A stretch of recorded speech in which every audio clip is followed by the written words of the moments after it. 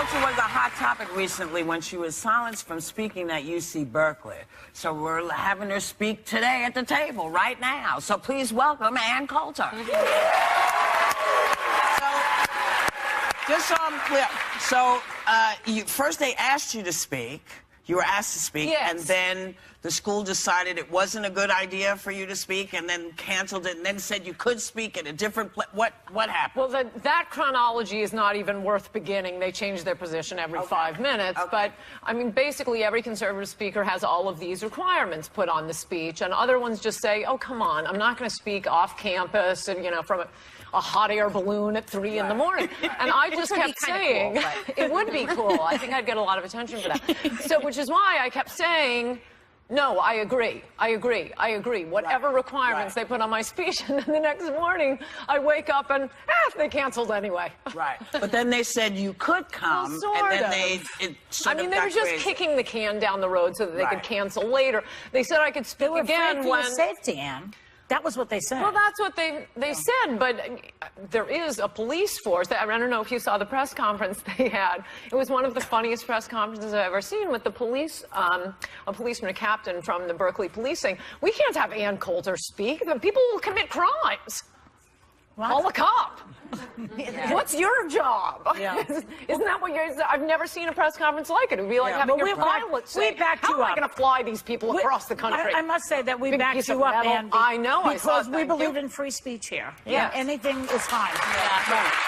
Whether you like it or not. Yes. You know, and so we always want to encourage people, free speech. And I just got canceled in Clearwater because people didn't...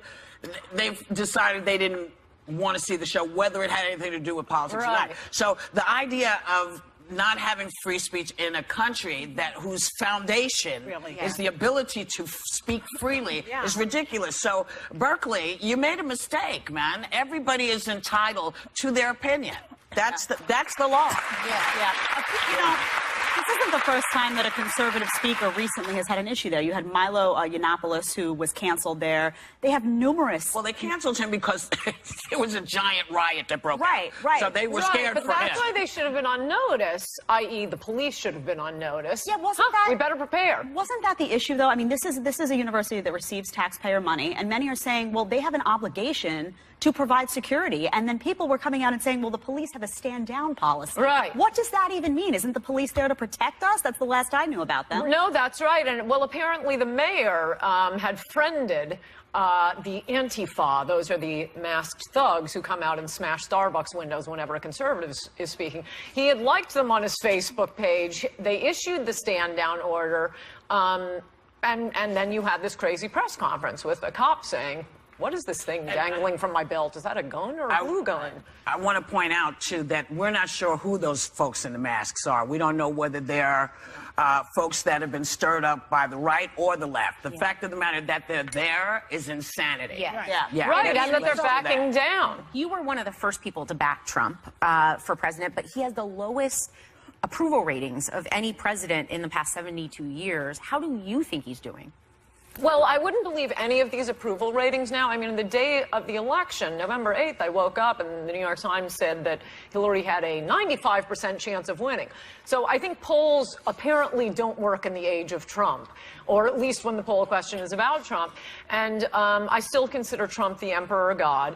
However, I'm a little disappointed with the congressional Republicans. She's kidding. She's a comedian. Who are not... No, I totally do.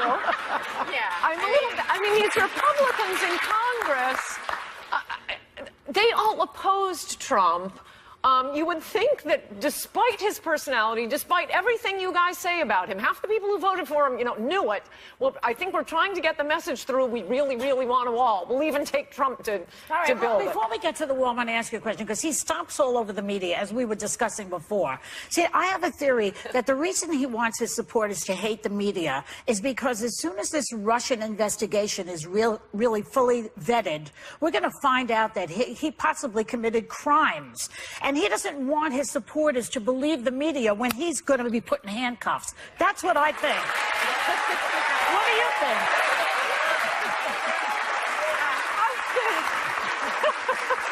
I mean, of all the things to attack Trump on, criminal behavior? you'd have Treason? me. Hello? Emoluments clause? You'd have me changing the subject on many of them. The Russia thing is insane, and I do want to, but backing up, attacking the media, he isn't attacking the media, he's attacking the fake media. There are so many lies about him. Like CNN? Come on. And no, I'll give you... He attacks the New York Times. He attacks all media. Right, all the fake news. But he's very accessible. You say yes. it's fake. Fake news You that say he it's has helped fake. put out there and Coulter? Yes. You're talking about that fake news Well, or just fake news in general? Because no, he has lied quite a bit, honey. Well, he doesn't lie. He's more of a... And Coulter. He does He lied one time. Oh, come on, and I'm not Ann. going to tell you Ann, when. come on. Recently. Look, come on, come He on, li- Ann, No, he say doesn't it. lie. He's a BSer. He's an exaggerator. When No, he no, no. says... What do you think BS is, What is baby? an exaggeration? Okay, all right. Puffery. So when he says, wait, if I could just explain BSing versus lying. Yeah. It's like when he says, everyone's rated this golf course the greatest golf course in the entire world. Okay, the audience doesn't believe it. He doesn't believe it. He knows they don't believe it. But everyone feels nice. That's what he does. He has this nice... So, do you believe... But he doesn't Do you lie. believe when he called Hillary Obama... lied. When you say that... when he said that Obama was not born in the United States... It's funny. It really I is. love that you people keep bringing up Hillary. Hillary isn't thinking about y'all. Let's talk about the man who says he's a Forget Hillary. Forget Hillary. Was he lying? Yeah, When he called Obama not born in this country, was he lying? I am not counting anything until he announced for president. But let's move on. One of the things you supported the He most. was a little nutty before he ran for president. He still is. But he's a poster child for sanity now. One thing that I'm interested in is that you supported, one thing you supported the most was this border wall, Yeah. this $26 billion border Like wall. his voters. But we just heard recently that illegal immigration is down 60% since he took Right. office, and the new budget won't have funding for the $29 billion border wall. It's out of the budget. Is this issue over? No. This is why I hate congressional Republicans. And I mean, look at somebody like Paul Ryan, Republican Speaker of the House. Right. He does everything he can to stop Trump. This wild reality TV star ends up winning. I promise you, people weren't saying, I don't really like his issues. I'm voting for him for his personality. You know what was the issues? It was the wall. It was trade. It was caring about the working class But again. Mexico's not You paying would for the wall. think- We're paying for the wall. But let's just get back. Could I concentrate But our we're hatred paying on for the Paul wall. Ryan for a Okay, moment? go ahead. So you would Say it. think November 8th, the man you have campaigned against, who is the craziest presidential candidate in United States history, wins the election. November 9th, I think Paul Ryan should have said, I'm going to skip my 4-hour weightlifting routine this morning and get working on that wall. But no, what do the Republicans present to Trump? All of the old Republican issues that he did not Was it a run lie, on. though, Ann, when Donald Trump said that Mexico was No, going to they're pay for gonna the pay. wall? They're totally going to pay. When are they going to pay? Oh, it's the easiest thing in the world. I mean, of all the things that politicians promise, I'm going to get the economy going. Building a wall, this isn't development. But it's Build- $26 billion. It's Who's a gonna pay- who's boondoggle, gonna and pay Paul for it? Ryan knows it. There are a million ways to do it. The remittances are one way. Just withholding foreign aid to Mexico. Why We doesn't could pay he for say it in that 5 then? years. Why doesn't he do what you're He doing? didn't Because hear see, it what you're until doing- Ann Coulter just said it. That's right. See, the problem is that you're saying something and articulating a mechanism to make that happen. And I think one of the issues with him, one of the challenges I had, and you know on me, I'm center right.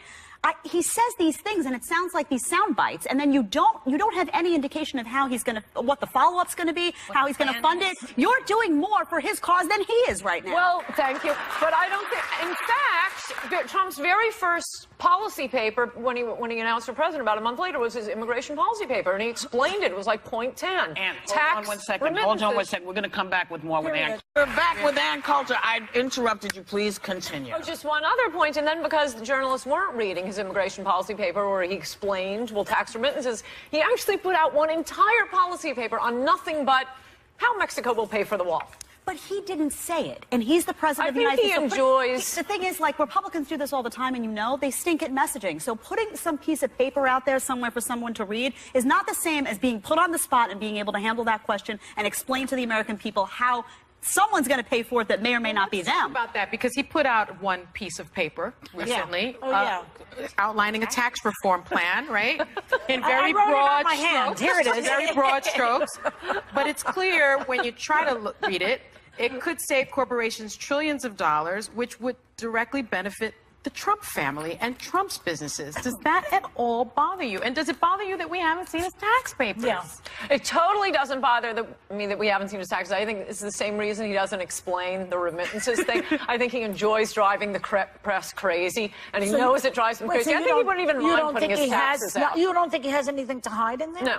So, but as for your point, because I agree with you on, I don't know why we're talking about tax cuts. He didn't campaign on tax cuts. That's every other Republican. But does it bother he you, campaigned. Ann, you're a lawyer. Does it bother you That he wrote it on a napkin? No. Does it bother you that his family and himself could stand to benefit? I mean, isn't that unconstitutional? Isn't that the emollients clause? It's plain and simple. Yeah. No, I mean, you learned that in law school, Ann. no, but a general policy. You learned it.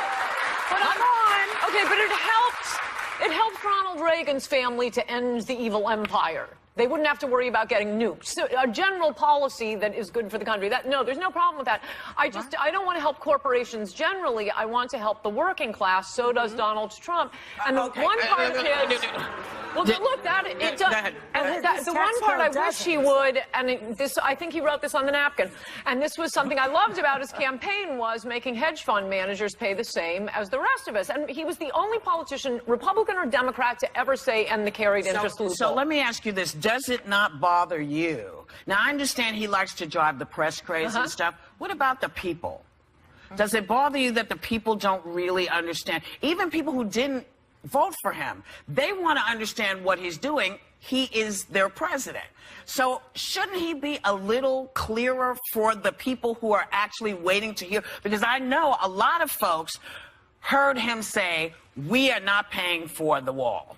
I heard him say, we're not going to do this, or we're not going to do this, or we are doing this and we are doing that, and then it all shifts. Or that the coal industry is coming back, he keeps saying, and we know that's not true.